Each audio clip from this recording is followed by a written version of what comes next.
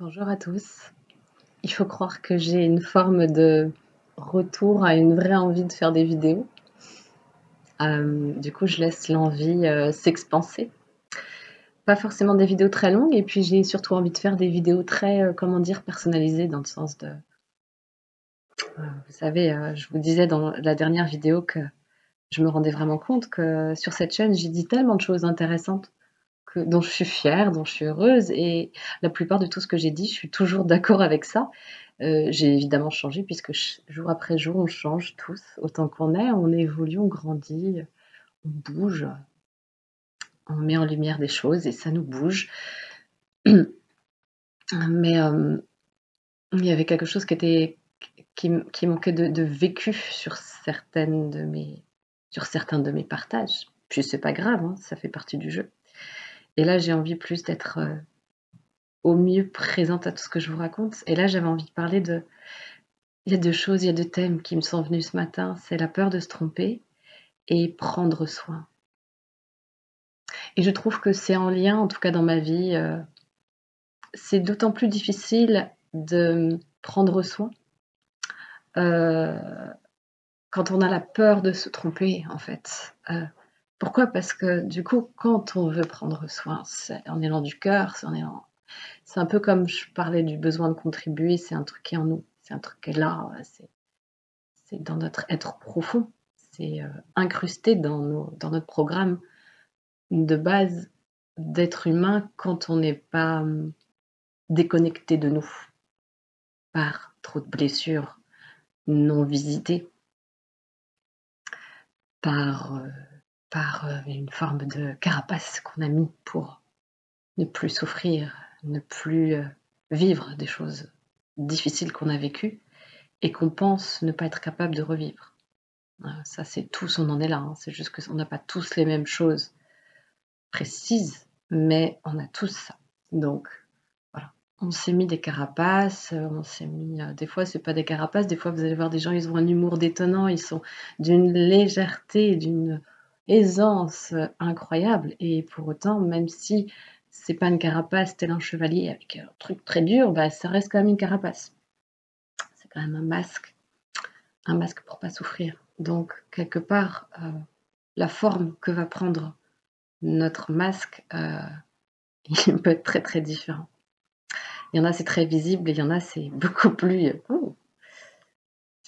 c'est moins facile à capter.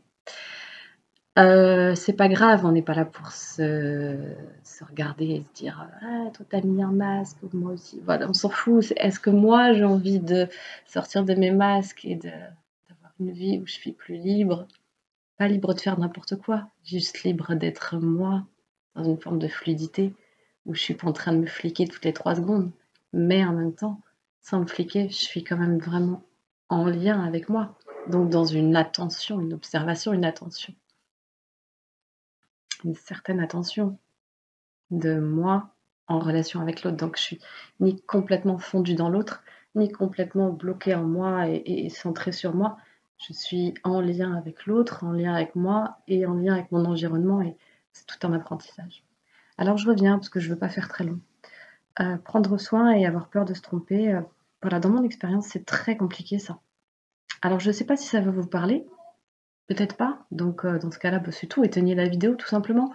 Et peut-être que ça pourra faire référence à quelqu'un que vous connaissez, dont vous ressentez ce vécu peut-être, et ça pourrait vous aider à la comprendre, cette personne. Je sais pas. En tout cas, si vous écoutez, c'est peut-être qu'il y a quelque chose que vous avez envie d'entendre. Pour moi, il est difficile de prendre soin de mes relations parce que j'ai peur de me tromper beaucoup. Et donc, de ce fait, je suis beaucoup dans une forme de contrôle. C'est pas le contrôle de vouloir que les choses se passent exactement d'une manière, c'est un contrôle qui fait que je vais sans arrêt être en train de voir si c'est le bon truc à faire, à dire, à être, à, si ça va mener quelque part, si ça va pas altérer quelque chose, si, si ça va contribuer, si ça va... si c'est juste, si c'est sage, si c'est... Vous voyez, c'est cette espèce de truc de... Il faut pas se tromper, parce que ça peut casser quelque chose, ça peut créer un danger, ça peut me mettre en difficulté. Et donc du coup, bah, qu'est-ce que ça fait? C'est que mon idée de base, c'est de prendre soin, et à l'arrivée, c'est tout le contraire qui se passe parce que je suis complètement déconnectée du vivant, avec ce contrôle et avec ce besoin de comprendre, ce besoin de faire juste, de pas se tromper, de pas se tromper. Et puis de pas être vu en train de se tromper aussi. C'est pas seulement juste pas se tromper, c'est ne pas être vu en train de se tromper. Ça, c'est très dans mon système à moi, il y a un mécanisme qui est là depuis que je suis petite qui est non seulement il faut pas se tromper, mais en plus il faut pas se faire capter. Ça fait beaucoup comme charge quand même, quand on se regarde bien. Donc évidemment, j'avais déjà mis ça un peu en lumière. Mais là, je le ressens fort, fort, fort à l'intérieur. Euh, le fait de travailler avec le corps là depuis beaucoup de mois, goutte à goutte, jour après jour, de remettre des exercices de présence, des exercices somatiques, de reprendre contact avec ce qui est vivant en moi, goutte à goutte. Je vous dis, ça fait 1 an maintenant, un an et demi, mais ça s'est fait du tout petit goutte à goutte. Et là maintenant, c'est beaucoup plus, je suis plus dans le vrai des ressentis corporels. Et du coup, bien sûr, ça remonte, hein, parce que quand tu ouvres le tuyau, il y a tout qui remonte. C'est-à-dire, il y a la, aussi bien la blessure qui remonte, aussi bien aussi que l'énergie vitale, donc avec aussi une forme de joie, une forme de curiosité, toutes les qualités intrinsèques à notre âme, à notre être, quand il n'est pas altéré par tous les mécanismes. Et voilà, et donc du coup, et donc du coup, prendre soin, comment on fait? Comment on fait pour prendre soin quand on a peur de se tromper? Eh ben, je vais revenir un peu à cette base d'essentiel, c'est commencer par aller écouter en soi ce qui se passe, parce qu'il y a toute la petite famille intérieure là qui est là.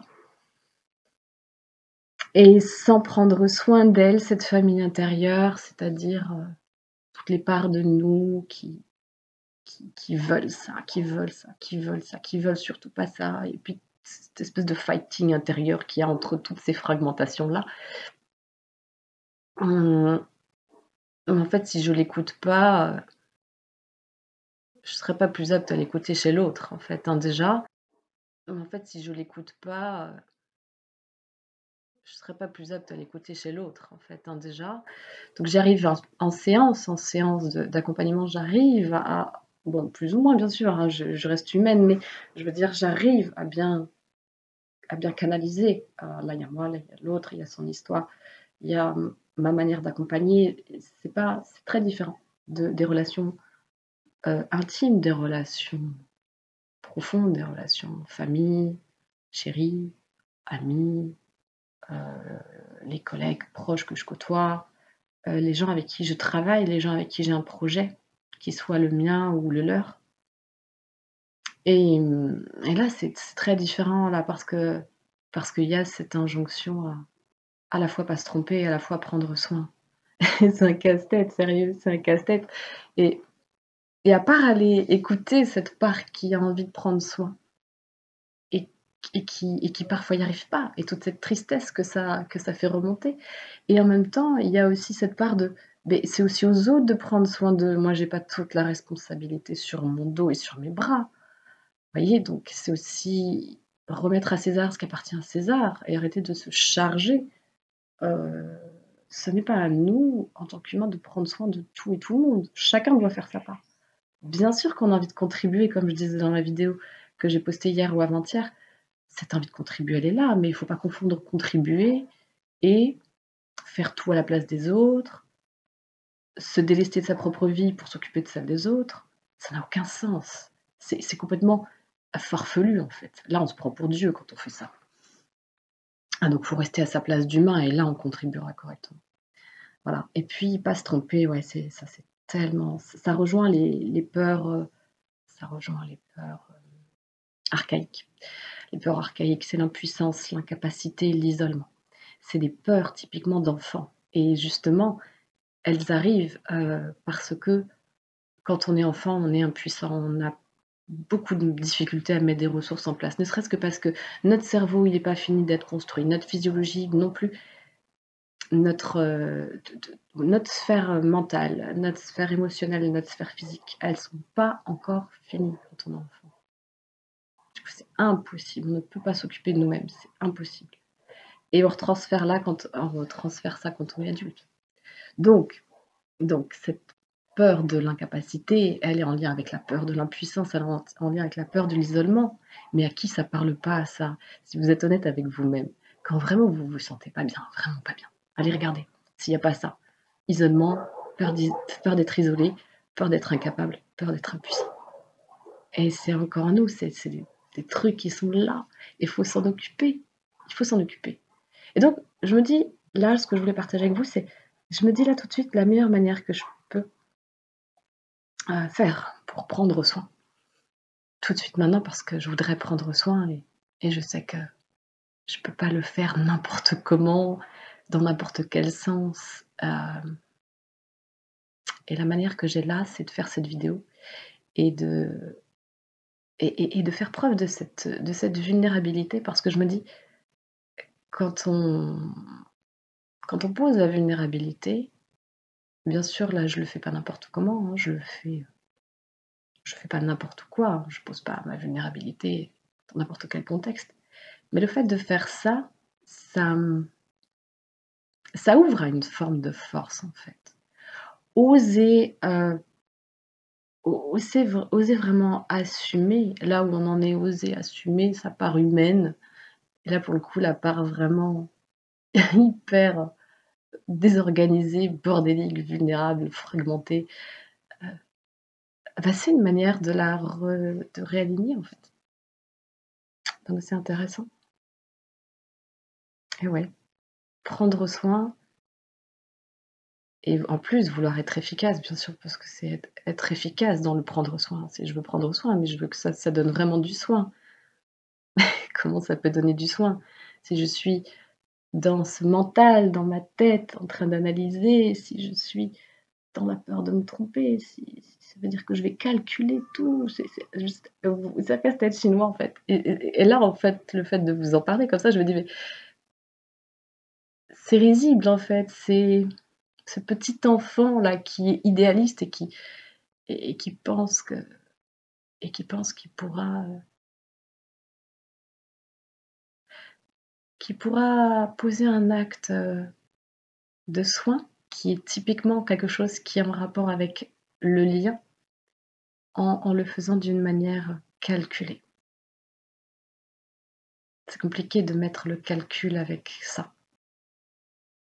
Et c'est là que je vois quand on dit qu'on est fragmenté, c'est que voilà, j'ai besoin de refaire le lien en moi entre cette part qui veut contrôler, calculer, être efficace et cette part qui veut être en lien parce que j'ai besoin de les réunifier, de bien répondre chacune à leurs besoins, d'apprendre à mettre les ressources là où il faut pour pouvoir ensuite, quand je suis face à l'autre, je n'ai même pas à me dire: «Il faut que je prenne soin». C'est je suis en lien avec moi, avec ma famille interne et je suis en lien avec ce désir profond de partager, en fait, besoin de partage et de ce fait, je peux amener qui je suis avec beaucoup moins de calcul et pour ça, j'ai besoin et c'est ce que je fais depuis maintenant, je vous dis, 1 an,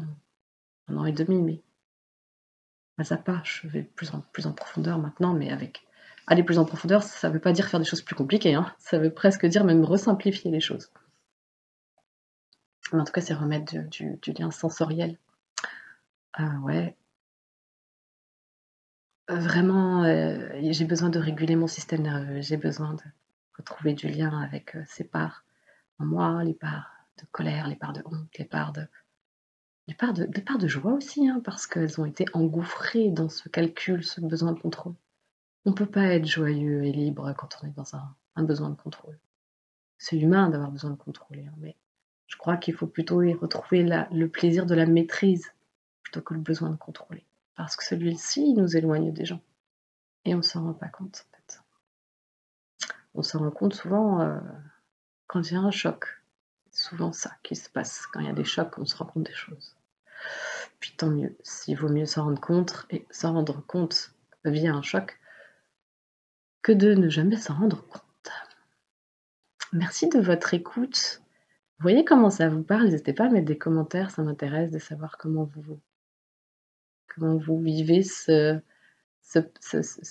truc que je vous raconte. Est-ce que ça vous parle de vous? Est-ce que ça parle de gens que vous connaissez? Est-ce que ça vous aide à avoir plus de compassion pour les gens qui sont dans le calcul et le contrôle et qui se débrouillent mal pour prendre soin? Est-ce que ça vous remet en lien avec votre envie de prendre soin? Est-ce que ça vous remet en lien avec les 3 peurs archaïques que je vous ai citées: impuissance, isolement, incapacité?